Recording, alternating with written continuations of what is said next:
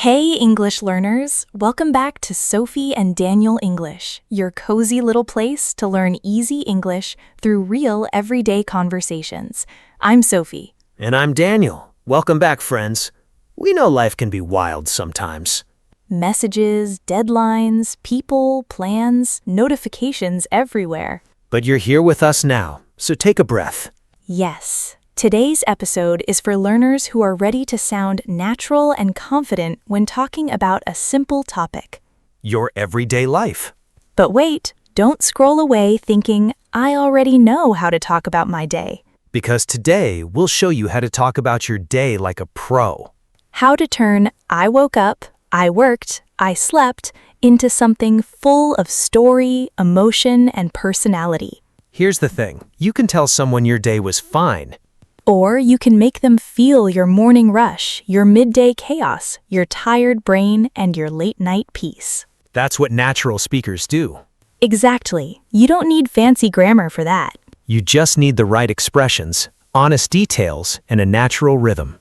This is a B2 to early C1 episode, so the English will be richer. But we'll keep it slow, clear, and easy to follow. And stay with us, because after the main conversation, we have a very useful section. Conversation starters. That part is important because sometimes the problem isn't that you have nothing to say. Right? The problem is you don't know how to begin.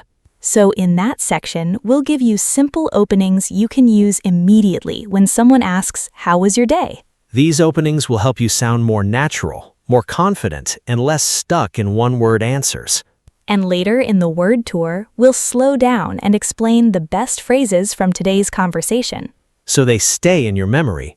So listen for the story first, then we'll help you collect the language. And before we begin, if you're enjoying this podcast, please hit that like button. And subscribe to Sophie and Daniel English. Your support helps us make more episodes like this.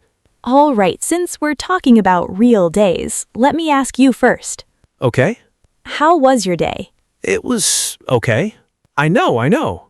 After that whole intro you gave me okay? I was testing you. Very professional, but you're right. Okay is too small. There's more behind it. Did something happen?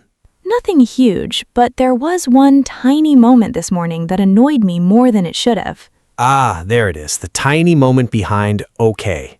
Exactly. But before I tell mine, I want to hear yours. Mine?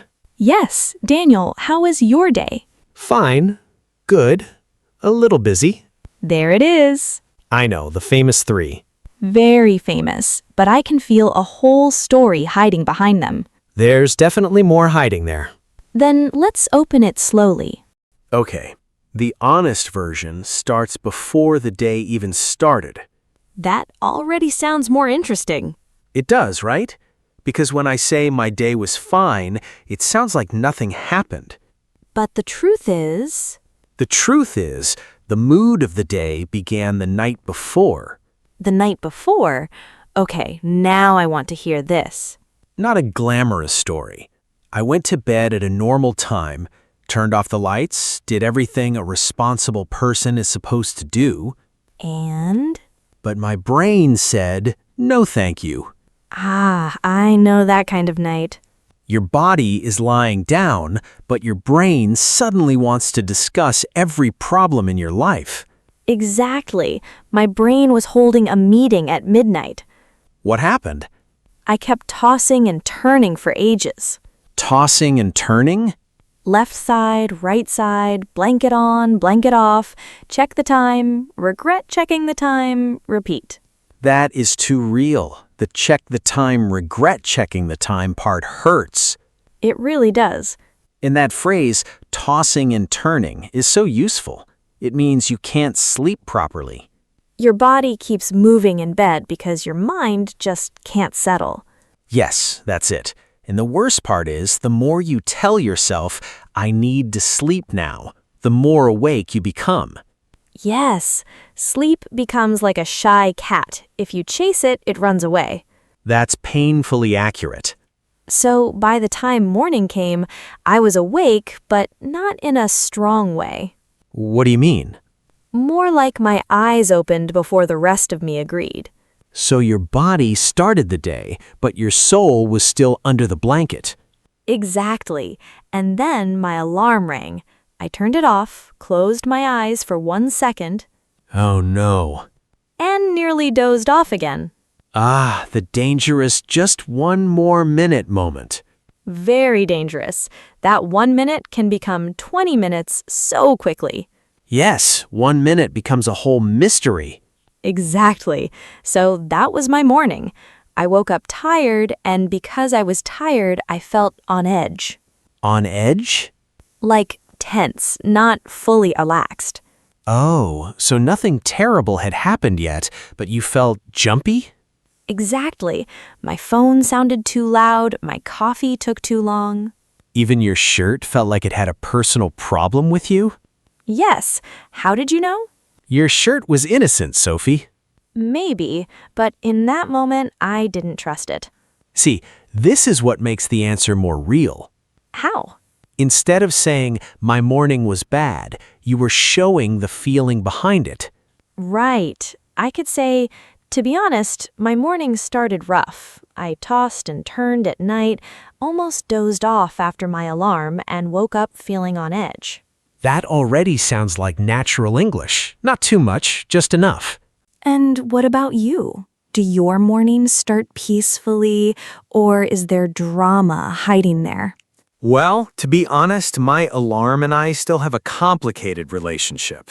Ah, a long-term conflict. Very long term. Some days I wake up calm, and other days I'm already on edge thinking of my to-do list before my feet even touch the floor. That's so real. Your body's still in bed, but your brain is already at work. Exactly. My mind is already running the marathon before breakfast. So when you notice that, what do? I try to pause for 10 seconds. Just breathe. No phone, no messages, just a small reset. That tiny pause probably helps you feel more at ease. More at ease? Yes, more settled. Like your body finally says, okay, I'm safe. Let's begin. I like that, because a morning doesn't need to be perfect. Sometimes it just needs a softer start. Exactly. And then comes the next big part of the day. Work. The real game begins, and this is where my day was busy becomes too small again. Right? Because some workdays aren't just busy. Some mornings feel completely swamped. Swamped. Yes, swamped is the word for those mornings when everything arrives at once. Messages, meetings, small problems, people asking for updates. Everything piles up and your brain says, "Excuse me, one at a time, please." But nobody listens to your brain. Nobody. And sometimes things appear out of nowhere. Out of nowhere? You finally sit down to focus, and then a message pops up. Urgent. Another email. Urgent. A meeting change. Also urgent. Ah, yes, the surprise task enters the room without knocking. Very rude. And on those mornings, I have to remind myself, don't fight the whole day at once. Choose one thing. That's actually very practical, because when I'm swamped, I try to answer everything, and then I finish nothing. Same. You feel active, but you're just spinning. That's when I have to knuckle down. Knuckle down? I close the extra tabs, stop checking every notification, and focus on the one thing that really matters. That feels like the turning point. The day is still busy, but now you're not letting it pull you in 10 directions. Yes, that's it. I'm not magically calm, but at least I'm moving in one direction. And your coffee gets cold, right? Always. Cold coffee is the official symbol of a swamped morning. It really is. The cup is just sitting there like, remember me? Poor coffee. And then comes the afternoon. Ah, the dangerous part of the day. Very dangerous. Around 2 p.m., I usually hit what I call the post-lunch fog. Post-lunch fog sounds very accurate. It's that moment when your body is sitting at the desk, but your brain is slowly leaving the building. I know that moment too well.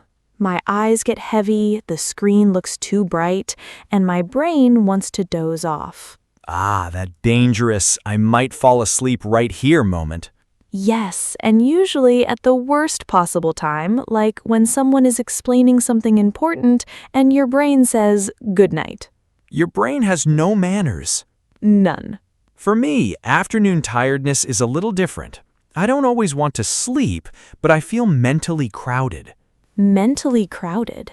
Like the morning tasks, the messages, and the decisions are all sitting inside my head. That sounds heavy in a quiet way. It is, and if I ignore that feeling, I often pay for it later. How? I might feel tired in the evening, but then at night I toss and turn because my mind is still full. That's so true. Sometimes we can't sleep at night because we never gave our brain a proper break during the day. Right? That's why I think we forget how much we need a much-needed break. Ah, I like that phrase. It sounds like your brain is quietly saying, "Please, just 5 minutes." Yes, and I don't mean scrolling for 20 minutes and feeling worse. I mean a real pause, a walk, tea, looking outside, breathing. Something that tells your body you can slow down now. I used to think rest was lazy, but now I see it as strategy. That's a great sentence. Rest is strategy. I'll put it on a mug. Please do. I would buy that mug. So we've moved through the morning, the work pressure, and the afternoon fog. Now comes the part many people wait for. The evening. Yes, you finish work, close the laptop, leave the office, or finally step away from your tasks. What happens next for you? To be honest, it depends. Some evenings I feel at ease almost immediately. At ease?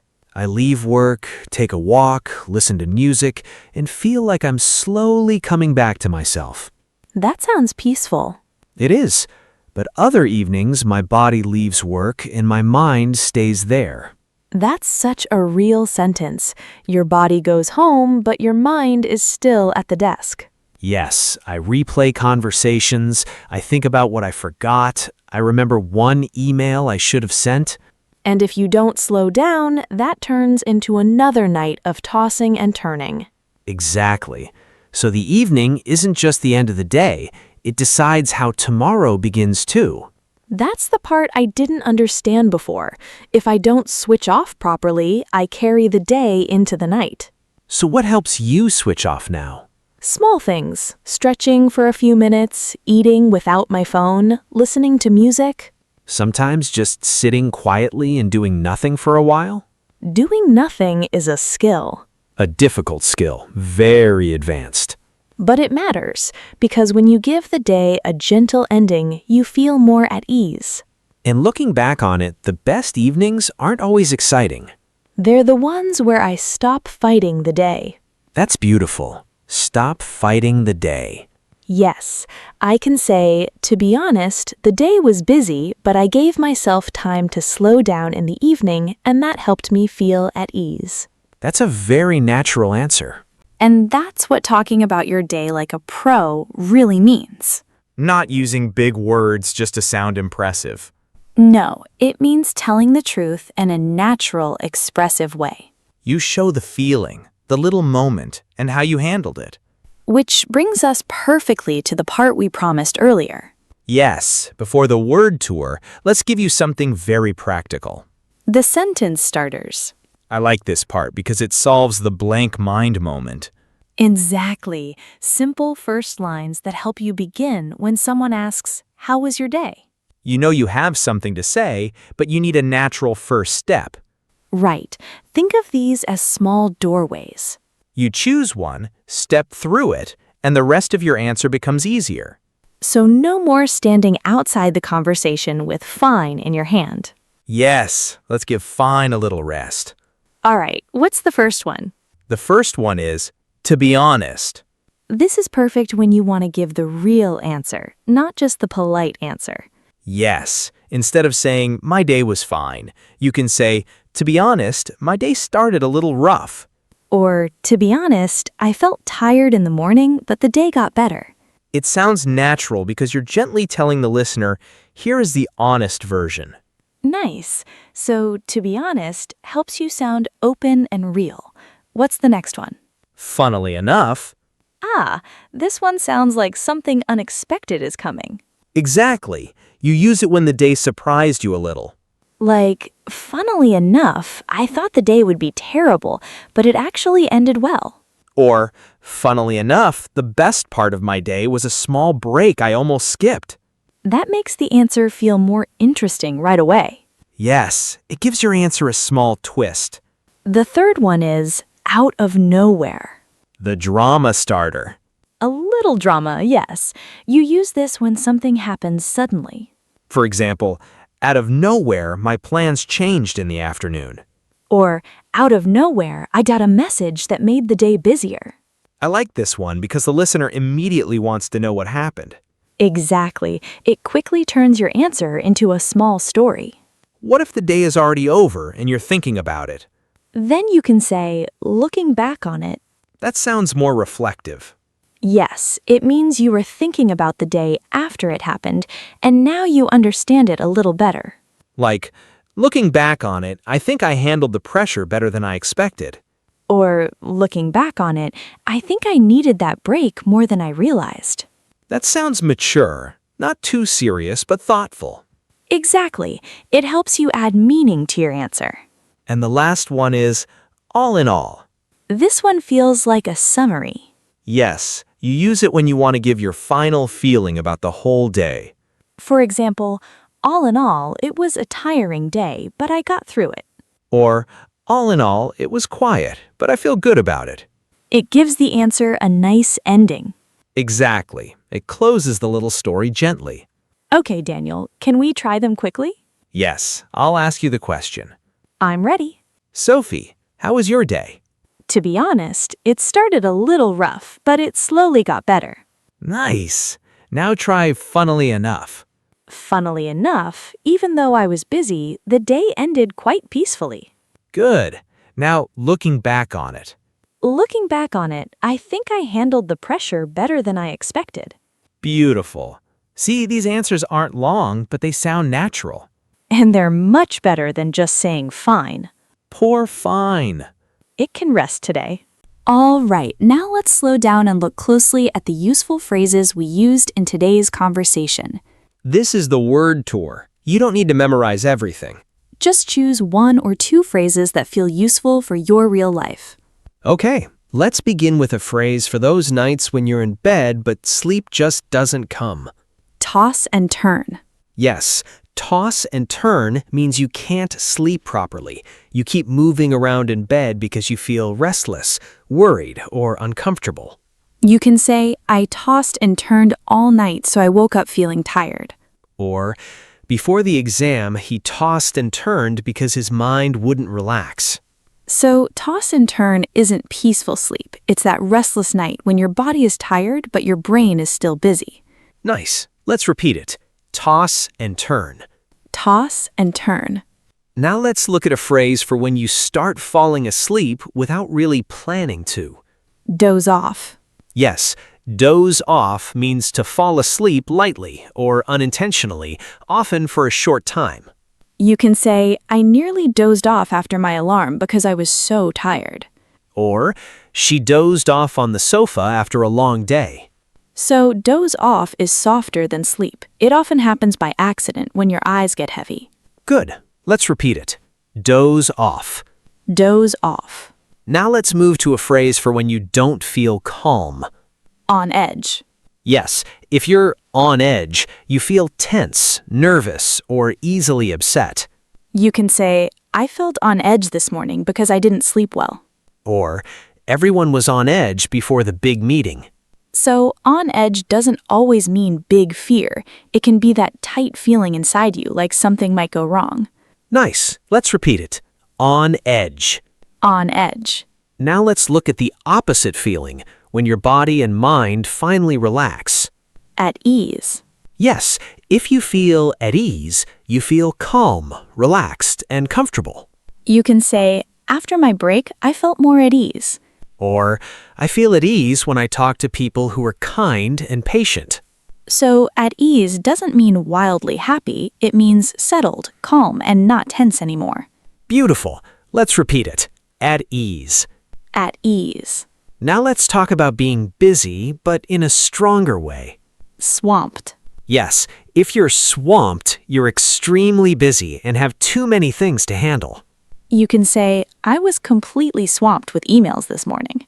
Or, she's swamped at work this week, so she can't meet until Friday. So, swamped is stronger than busy. Busy can be normal, but swamped feels like tasks are surrounding you from every side. Good. Let's repeat it. Swamped. Swamped. Now let's look at a phrase for something that happens suddenly. Out of nowhere. Yes, if something happens out of nowhere, it happens suddenly without warning. You can say, out of nowhere, my meeting got moved earlier. Or, out of nowhere, it started raining. So, out of nowhere helps you create a small story. It tells the listener that something unexpected suddenly entered your day. Nice. Let's repeat it. Out of nowhere. Out of nowhere. Now let's look at a phrase for when you stop delaying and start working seriously. Knuckle down. Yes, to knuckle down means to focus seriously and get to work, especially after feeling distracted. You can say, I had to knuckle down and finish the report. Or, after lunch, she knuckled down and completed the task. So, knuckle down isn't just work, it means you make a decision to focus. Good. Let's repeat it. Knuckle down. Knuckle down. And our final phrase, a much-needed break. Yes, a much-needed break is a rest or pause that was really necessary. You can say, I took a much-needed break in the afternoon and felt better. Or, after working all morning, the coffee break was much needed. So, much needed emphasizes that you really needed it. It wasn't optional. Perfect. Let's repeat it. A much-needed break. A much-needed break. And that's the end of today's word tour. Beautiful phrases. And now we would love to hear from you. Yes, tell us in the comments, how was your day? But try not to write only good. Yes, give good a tiny holiday. Use one conversation starter from today or one word tour phrase. For example, to be honest, I was swamped this morning, but I got through it. Or, all in all, it was a quiet day and I feel more at ease now. We really love reading your comments. Your daily life, your small stories, and your honest sentences make this community feel alive. And remember, your English doesn't need to be perfect before you share it. Exactly. Start with the words you have, then slowly add more. That's how confidence grows. If this episode helped you, please like this video. And subscribe to Sophie and Daniel English. And share it with another English learner who wants to speak more naturally. And this week, try one small challenge. When someone asks, "How was your day?" don't stop at fine. Add one feeling, one small moment, or one phrase from today. That's enough to turn a short answer into a real conversation. Take care of your English. And take care of your heart. This is Sophie. And this is Daniel. And you've been listening to Sophie and Daniel English. Bye. Bye, everyone.